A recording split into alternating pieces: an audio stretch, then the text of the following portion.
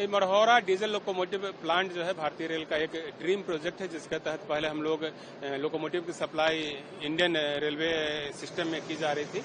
अब चूंकि यहाँ पर बहुत उत्पादन हो रहा है तो यहाँ से हम लोगों ने लोगों को एक्सपोर्ट करने का भी फैसला लिया है और एक बड़ा ऑर्डर गिनी गणराज्य से प्राप्त हुआ है।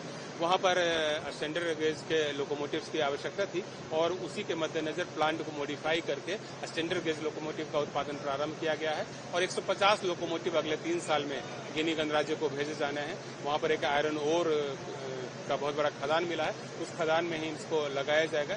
एक लोकोमोटिव की जो क्षमता है वो 4500 हॉर्स पावर की है।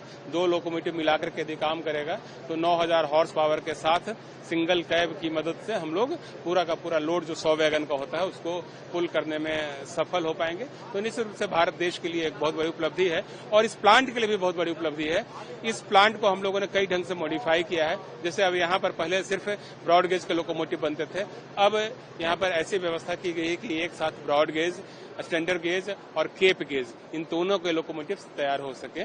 स्टैंडर्ड गेज और केप गेज के जो लोकोमोटिव है उनका डिमांड इंटरनेशनल मार्केट में है। अफ्रीका हो, ऑस्ट्रेलिया हो, पश्चिम यूरोप के देश हैं, इन सभी जगहों पर स्टैंडर्ड गेज के लोकोमोटिव की डिमांड होती है। वहीं साउथ अफ्रीका और कुछ न्यूजीलैंड के पार्ट्स में केप गेज के लोकोमोटिव की डिमांड होती है। तो पर्पस यह है कि ग्लोबली जहां कहीं भी डिमांड हो उसकी पूर्ति के लिए लोकोमोटिव का उत्पादन अपने भारत देश में हो, अपने बिहार में हो। सर, बहुत सारे फैक्ट्री रेलवे की चल रही है जो लोकोमोटिव तैयार करती है पीपीपी मॉडल पर।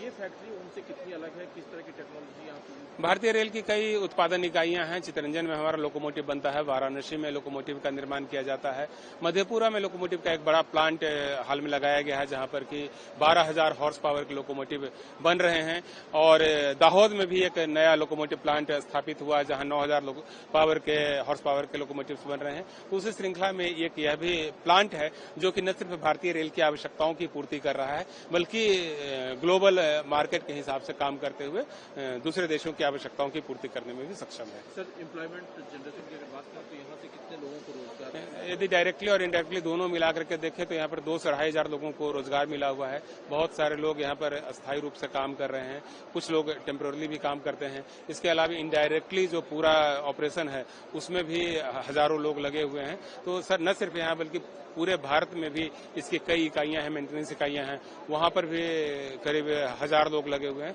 तो सब मिलाकर आप देखें तो 4 से 5000 लोगों को रोजगार देने में यह प्लांट सक्षम है।